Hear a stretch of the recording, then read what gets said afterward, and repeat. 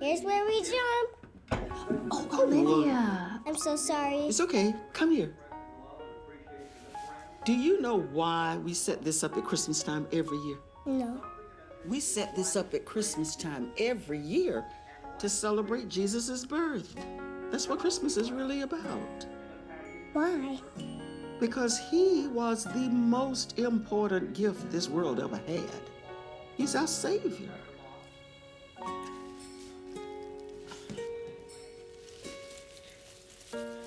Oh, so Olivia, what are you looking forward to most for Christmas this year? Besides the presents? Yeah, besides those, of course. Well, no school for 2 weeks. Ah. And of course, your famous triple chocolate cookies. Do you really think I'm gonna make those? I hope so. Well, let's not forget what Christmas is really about. I know, Grandma. It's about Jesus.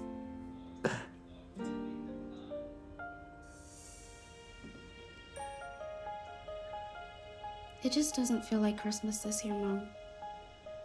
Not without Grandma. I know. But this was her favorite time of year.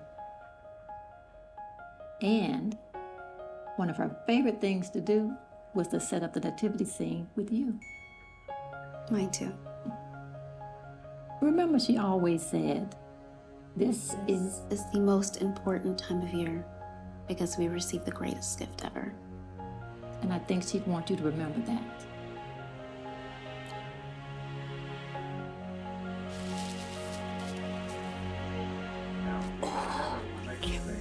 But what about the angel?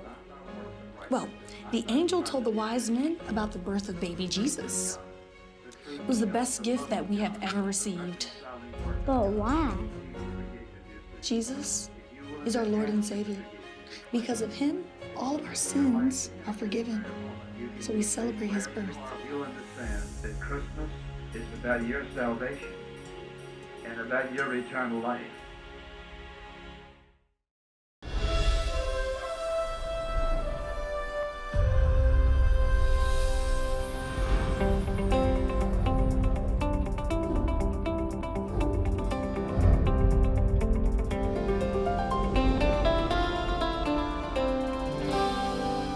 Em Contato, com o Dr. Charles Stanley, compartilhando o Evangelho em todo o mundo. A seguir em Contato, Natal, a sabedoria de Deus. É sempre uma fonte de conforto e paz saber que nosso Deus, todo dia, o dia inteiro, que guia a nossa vida, é um Deus sábio. Que significa que ele sempre escolhe o melhor em cada uma decisão que ele toma. Ele não só escolhe o melhor, mas escolhe a melhor maneira para nós de chegarmos ao melhor. Não só isso, a sabedoria é mais do que um fato de que Deus sabe tudo, mas quando você pensa nas decisões que Deus toma, ele sempre toma sábias decisões, que sempre trazem os melhores resultados. Então, se alguém quer realmente os melhores resultados em sua vida, ela vai escolher a maneira de Deus. Ela vai escolher seguir as decisões que Deus estabelece para suas vidas. E quando você pensa sobre isso, eu penso em Romanos 8:38, quando o apóstolo Paulo estava afirmando essa mesma ideia da sabedoria de Deus. Ele diz: sabemos que Deus faz com que todas as coisas cooperem para o bem daqueles que o amam, daqueles que são chamados segundo o seu propósito. Por quê? Porque ele é um Deus onisciente e sempre escolhe o melhor. Da mesma forma, se você olhar ao seu redor e para a sua vida, você não concordaria que quando você e eu seguimos sua vontade, seu propósito e plano, nós sempre saímos com o melhor? Bem, o que eu quero falar nessa mensagem, eu quero falar sobre uma decisão que Deus tomou. Eu quero falar sobre a sabedoria encontrada nessa decisão. Porque de Gênesis a Apocalipse, é isso que vai encontrar. Deus tomando decisões e você vê sua sabedoria em todo lugar, no evento após o outro, você vê a sabedoria de Deus sendo expressa, vivida e executada na vida. E se abrir em Romanos capítulo 11 por um momento, e Paulo estava nessa epístola romana, o que ele estava fazendo? Ele estava expressando e declarando e expondo a sabedoria de Deus e todo o plano redentor de Deus e quão muito, muito sábio ele é. Então, quando ele chega a esse capítulo 11, e no versículo 33, ele simplesmente explode nesse: incrível senso de louvor a Deus, ele diz: ó profundidade das riquezas, tanto da sabedoria e conhecimento de Deus. Quão insondáveis são os seus juízos, inescrutáveis seus caminhos.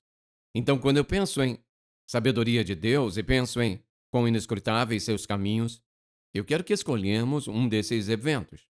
Na história, um desses eventos que são tão bons como qualquer outro.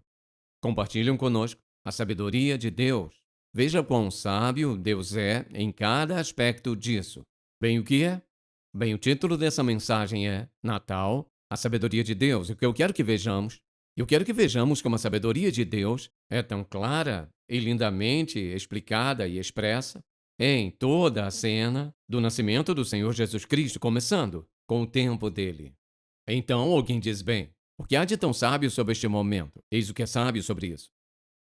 Num eterno passado, Deus o Pai, Deus o Filho, Deus o Espírito Santo fizeram um plano. E assim surgiu a criação. Então, Deus deixa o tempo passar. E se pudermos começar com algumas dessas civilizações, como o Egito, por exemplo, e todo o seu vazio, e todos os seus muitos deuses que adoravam, este não era o tempo de Deus. Então, você passa para outras gerações e, enquanto estamos passando, eu quero que você abra e siga comigo, porque eu quero que você veja algo em Gálatas 4. Gálatas capítulo 4, abra no verso 4, por favor. Ele diz, mas vindo a plenitude dos tempos, Deus enviou seu Filho, nascido de mulher, nascido sob a lei, a fim de que ele pudesse resgatar aqueles que estavam sob a lei, para que pudéssemos receber a adoção de filhos na plenitude dos tempos. Então vamos voltar. Nós temos a civilização do Egito e todas as suas tremendas realizações e conquistas. Deus disse, essa não é a hora certa. Então você vem, por exemplo, à época dos assírios, o Império Assírio, e quão vasto este era, aquela não era a hora certa. Então você vem à época dos caldeus, e aquela não era a hora certa. Então você vem, por exemplo, à época dos persas, e por mais avançado que fossem, não era o tempo certo. Então você vem para a época dos gregos. Incrível civilização, provavelmente contribuindo tanto para uma civilização quanto qualquer grupo de pessoas que já viveu. Eles nos deram a língua grega e nos deram muitas coisas, artes, tudo mais, mas aquele não era o momento certo, então veio a época dos romanos. E o que acontece? Eles construíram sobre aquela civilização grega. Tinham estradas e rodovias, por exemplo, que eram seguras, viagem marítima era segura, tinham a comunicação que era tão prevalente, ou seja, se uma pessoa pudesse falar em língua grega, ela poderia ser conhecida e compreendida em muitos lugares, e assim quando o apóstolo Paulo apareceu, tudo foi preparado perfeitamente para ele. Podia viajar com segurança, sabia falar a língua grega, podia ser ouvido e compreendido em quase todos os lugares. O mundo estava escancarado e eles tinham, que chamavam de a Pax Romana, que era a paz romana, governaram o mundo conhecido de seus dias. Bem, foi nessa época de dominação romana que Jesus Cristo nasceu. Na verdade, ele diz, na plenitude dos tempos, isto é, quando Deus viu que a hora estava exatamente certa, para ele cumprir seu propósito e fazer sua obra, foi então que o Senhor Jesus Cristo nasceu. E assim, quando você e eu olhamos e vemos os magos vindo do Oriente, a estrela e todos os eventos que estavam acontecendo, Deus não faz nada ao acaso e ouça, apenas ouça, com a mesma precisão, tão claramente e tão meticulosamente e tão predeterminado, assim como Deus foi sobre o evento absoluto do nascimento do seu filho.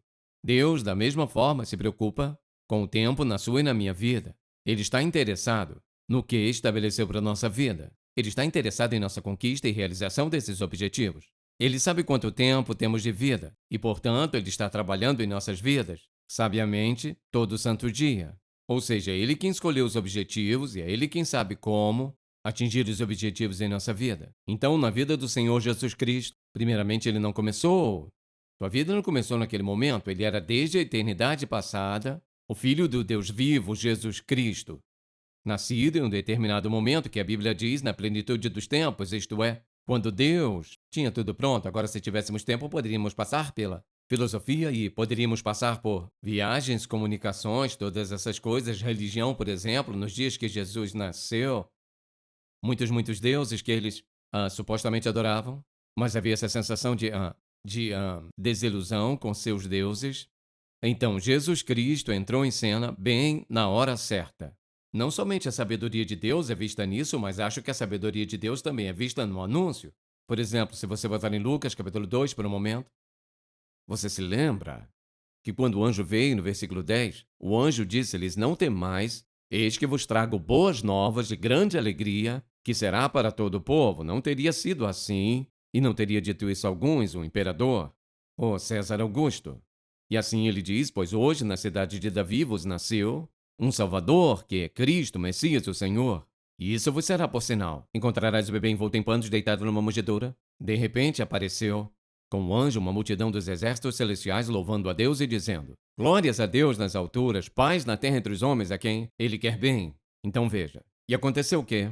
Quando os anjos se afastaram deles para o céu, os pastores começaram a dizer uns aos outros: vamos direto para Belém.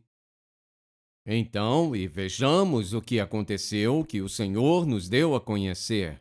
Eles não tinham dúvida sobre quem era aquele anjo. Havia pessoas que esperavam a chegada do Messias. E isto que o Senhor nos deu a conhecer. Foram a toda pressa e acharam Maria e José e a criança deitada na manjedoura. Veja isso. E quando eles viram isso, deram a conhecer a declaração que lhes havia dito sobre a criança. E todos que ouviram isso se maravilharam com as coisas que lhes foram ditas pelos pastores. O que fizeram? Exatamente o que Deus pretendia que fizessem. Aqueles pastores espalharam-se entre seus amigos e entre seus familiares e começaram a contar-lhes o que tinham visto. E muitos deles viram que era cabível. No entanto, muitos se perguntaram, mas de alguma forma, em vez de dizer não acreditamos nisso, eles se perguntaram sobre as coisas que ouviram e começou a se espalhar a notícia que este bebê nasceu. Ele foi anunciado por um anjo e foi anunciado como Jesus Cristo, o Messias, ou seja, o Senhor e Salvador do mundo.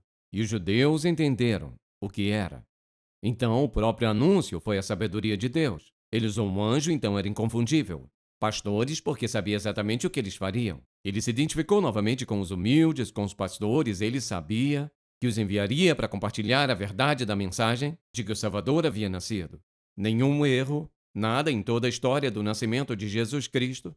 É algo que simplesmente aconteceu, mas com muito cuidado, sabiamente planejado pelo Todo-Poderoso, incrível, onisciente Deus, que planeja a nossa vida e se formos sábios o bastante, seguiremos esse plano. Mas é interessante também notar que não apenas esse anúncio veio dos anjos, e que incrível a expressão da sabedoria de Deus que foi, mas a forma, por exemplo, que Jesus Cristo nasceu foi também simplesmente um ato de sua sabedoria. Porque eu quero que você observe, se você voltar em Lucas novamente, e você deve lembrar que Jesus Cristo não apenas nasceu de um homem, mas a Bíblia diz que ele nasceu de uma virgem. Ouça o que aconteceu nesse primeiro capítulo de Lucas, por favor. E você se lembra que o anjo visita Maria. No 6º mês, o anjo Gabriel foi enviado a ela, na cidade da Galiléia chamada Nazaré, a uma virgem noiva de um homem chamado José. Então, se você seguir em frente, porque o anjo fala, e então a Escritura diz, verso 32, ele será grande, será chamado Filho do Altíssimo, e o Senhor Deus lhe dará o trono de seu pai Davi, e reinará eternamente sobre a casa de Jacó, e seu reino não terá fim. Ouça isso. E Maria disse ao anjo: como pode ser isso, se eu sou uma virgem? E o anjo respondeu e disse a ela: o Espírito Santo descerá sobre ti, e o poder do Altíssimo te encobrirá. E por essa razão o que há de nascer será chamado Santo Filho de Deus. Deus, em sua perfeita sabedoria, sabia não ter o seu filho nascido de um homem. Primeiramente, ele deve ser absolutamente sem pecado e absolutamente perfeito para a razão, o propósito, o objetivo para o qual Deus o enviou. Tendo nascido de uma virgem, estou certo de que muitas pessoas naquele dia, que ouviram falar do assunto, provavelmente não acreditaram, disseram, por exemplo, como pode ser isso? E eu posso me lembrar de uma ocasião, não apenas uma, mas uma ocasião sentada em uma sala de aula e um professor falando sobre a Bíblia, falando sobre o nascimento virginal e disse: ora, não, eu não acredito nisso, isso só com um milagre. E eu queria dizer: sim, é disso que se trata. O milagre do nascimento virginal de Jesus Cristo. O Espírito de Deus concebeu nela e deu à luz ao Filho de Deus, porque primeiramente não foi o início da vida dele. Foi o começo de sua vida terrena, mas não foi o começo de sua vida. Porque em Miqueias e outras passagens do Velho Testamento referem-se a ele como aquele que é de eternidade a eternidade. Jesus Cristo não teve início, ele é o Alfa e o Ômega, nunca teve um início, nunca terá um fim. O que é maravilhoso sobre ele é que ele é absolutamente eterno. Portanto, ele não começou no ventre Virgem de Maria. Ele não veio, por exemplo, de um homem José, mas do Espírito de Deus. Plantou dentro daquela mulher a própria vida, a própria pessoa do Filho de Deus. Quando eu penso na sabedoria de Deus, também penso em termos do próprio nome que lhe foi dado. Agora, sabemos que os anjos deram a ele um nome de Jesus. Então, quando Maria o chamou de Jesus, suponha, por exemplo, que você diga: o que há de tão sábio nisso? Bem, deixe-me te dizer isso. Em primeiro lugar, era um nome muito comum. Naquela época, muitos meninos judeus eram chamados de Jesus. Por que ele não recebeu um nome muito diferente? Jesus estava sempre sendo o quê? Sempre se identificando com os humildes. Por que ele foi batizado? Porque era um pecador? Não, não era. Não foi batizado porque era um pecador. Ele foi batizado com o objetivo de identificar a si mesmo com a humanidade pecadora. Não porque ele precisasse que algo fosse perdoado ou tivesse sido perdoado por alguma coisa. Então, quando se trata do nome dele, qual o nome dele? Jesus. A palavra hebraica é Joshua, e o que significa libertador de Jeová. Então, é uma coincidência? Isso foi algo que apenas aconteceu? Não. Esse é o libertador de Jeová. Ouça, libertador de Jeová. Esse nome simbolizava, esse nome representava e declarava o próprio propósito para que ele veio, para libertar o homem de seus pecados, para ser o salvador do mundo. Mas você sabe qual é a expressão mais impressionante de sua sabedoria em tudo isso? E esse é o propósito pelo que ele veio. Agora pense por um momento. Por qual motivo o Pai o enviou a ele? Por que o Pai enviou o Filho? Por que Jesus veio? Se você olhar em todo o seu início e todas as coisas que o cercaram, por que ele veio? Jesus Cristo veio a esse mundo com o Cordeiro de Deus com o propósito principal de morrer na cruz. Ele veio com um padrão de vida, certamente com um padrão de vida santa e piedosa. Mas essa não foi a razão de sua vinda. Sua principal razão para vir era morrer. Ele disse: eu vim para dar a minha vida em resgate por muitos. Então, quando olhar para a sabedoria de Deus, pense sobre isso. Aqui está uma bela expressão da sabedoria de Deus. Vamos apenas colocar Deus Pai, Deus Filho, Deus Espírito Santo tendo uma conversa antes do começo do homem. E sabendo que o homem cairia dizendo: agora, como nós redimiremos a humanidade? Agora, é claro, eles não precisavam pensar em tudo isso, estou apenas passando por isso, vamos pensar nisso. Como redimiremos a humanidade? É isso que poderíamos fazer. Poderíamos dar ao homem e atribuir ao homem uma série de regulamentos e regras que eles deveriam viver. E, portanto, se ele cumprir todas essas regras, ou um certo número dessas regras e regulamentos, e ele será perdoado de seus pecados, e nós o aceitaremos na família de Deus, e, portanto, ele será perdoado e se tornará um filho de Deus. Mas, tendo uma natureza pecaminosa como o homem tem, ele não será capaz de guardar todas essas regras e regulamentos, e, além disso, homem conhecendo o homem, mas que provavelmente haveria uma divisão sobre quais são essas regras e regulamentos, e o homem não poderia, possivelmente, concordar com todos eles, então não vai funcionar. Bem, e quanto a o homem apenas sendo bom em sua conduta, bem, porque ele tem uma natureza pecaminosa, sabemos que ele não será bom em sua conduta e comportamento porque não pode. Sua natureza é pecaminosa, será pecaminosa. Sua própria natureza será que ele será separado de nós, então o que vamos fazer? Então, o que Deus fez em sua incrível sabedoria? Ele não precisou pensar em tudo isso, eu tenho certeza que essa conversa provavelmente nunca aconteceu. Mas o que ele fez? Ele decidiu que havia um caminho para que o homem fosse perdoado dos pecados. E uma das coisas que Deus teve que lidar foi essa. Deus teve que lidar com toda essa questão. Agora, espere um minuto. Se Deus é santo e absolutamente perfeito, e o homem é pecador, e nós decretamos que a alma que pecar, esta morrerá, e o homem que vai pecar vai morrer, então o que vamos fazer? Como vamos lidar com isso? Só existe uma forma. Deus escolheu em sua sabedoria satisfazer cada uma demanda. Isto é, ele sabia que o homem em sua conduta não viveria de acordo com isso. Ele não conseguia manter regras e regulamentos e privar a si mesmo. Ter algum tipo de ascetismo ou algum tipo de autoinflição de dor para se tornar aceitável diante de Deus, não havia como o homem em si mesmo fazer qualquer coisa para ser aceitável diante de Deus. E o homem ainda não pode. Ele não podia no princípio, ele não pode hoje. Então, a coisa que Deus teve que decidir é isso. Como agora podemos ainda permanecer, Deus Pai, Deus Filho e Deus Espírito Santo em nossa perfeita santidade e ao mesmo tempo perdoar o homem que não pode se ajudar? Só havia uma maneira, e Deus, em sua sabedoria, escolheu fazer isso. A divindade, Deus Pai, Deus Filho, Deus Espírito Santo, tomou uma decisão. Jesus Cristo, Filho de Deus, que é Deus, viria a este mundo, Ele mesmo, nascer de uma virgem, viver entre homens e finalmente ir para a cruz. E naquela cruz, Ele entregaria sua vida, o cordeiro sacrificial, nascido num estábulo, como cordeiro, nascido na casa do pão, porque ele seria o pão da vida. Ele daria sua vida como um substituto, como sacrificial substituto por toda a humanidade. E a única pessoa que poderia fazer isso seria Deus. Quem mais poderia suportar o pecado de toda a humanidade senão o próprio Deus? Porque qualquer outro ser humano na face da terra seria um pecador. E assim ele não poderia morrer por seu próprio pecado, certo? Por seu próprio pecado isso não funcionaria. Então Deus, em sua perfeita sabedoria, escolheu vir a este mundo. Ele escolheu vir, nascido de uma virgem, viver sua vida, ir para a cruz, ser crucificado pelos romanos, mas predeterminado pela própria divindade para que ele pudesse morrer uma morte sacrificial substituta, para que o homem pudesse ser perdoado por seus pecados e qualquer pessoa, universalmente, não importa quem seja, aceitaria que ele é o Filho de Deus, que sua morte é expiatória, que significa que está pagando um preço por alguma coisa, e que ele é um substituto, ele tomou o nosso lugar, no momento em que uma pessoa está disposta a aceitá-lo como Salvador.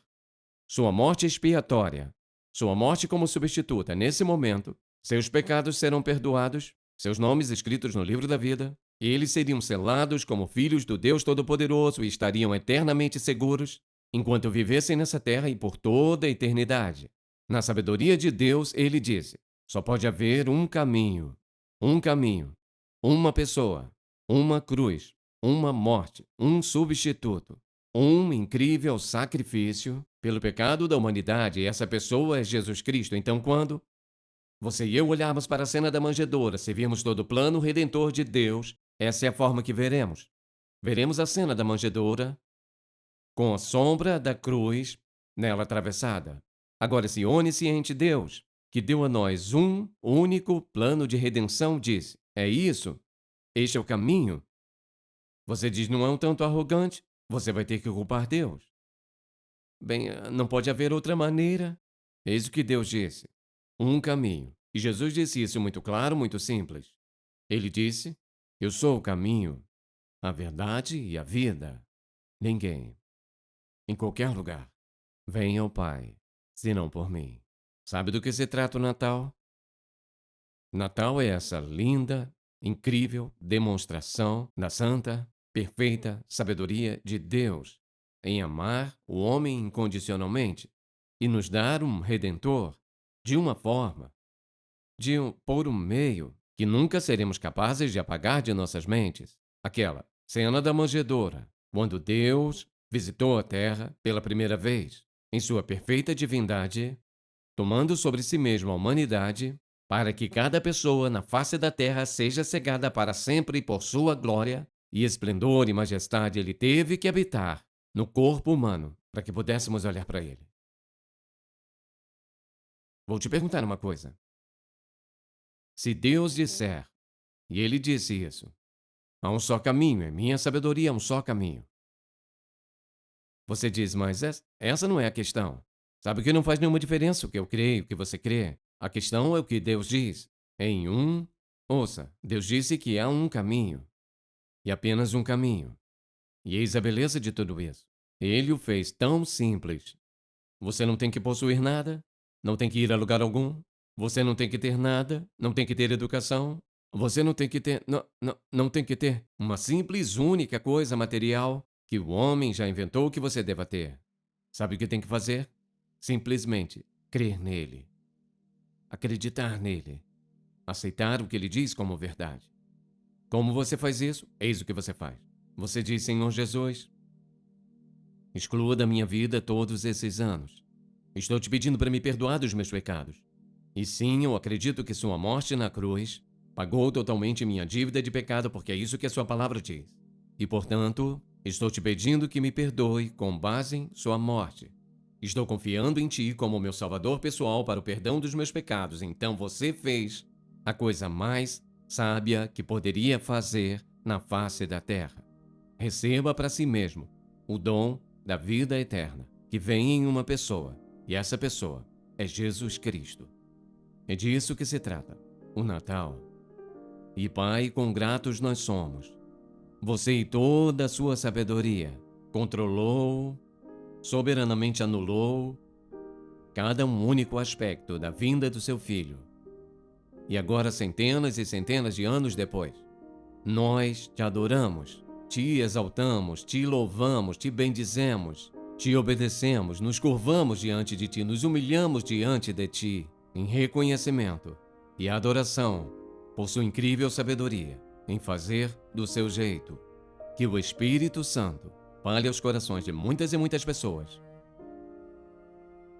para que possam receber a Cristo, sua única esperança e sua única porta para o céu, como seu Salvador pessoal. Em seu maravilhoso nome oramos. Amém. Se você foi abençoado pelo programa de hoje, por favor, visite-nos em intouch.org. Em Contato, levando pessoas do mundo inteiro a um relacionamento crescente com Jesus Cristo e fortalecendo a igreja local. Este programa é patrocinado pelo Ministério Em Contato e é possível pela graça de Deus e suas orações e ofertas fiéis.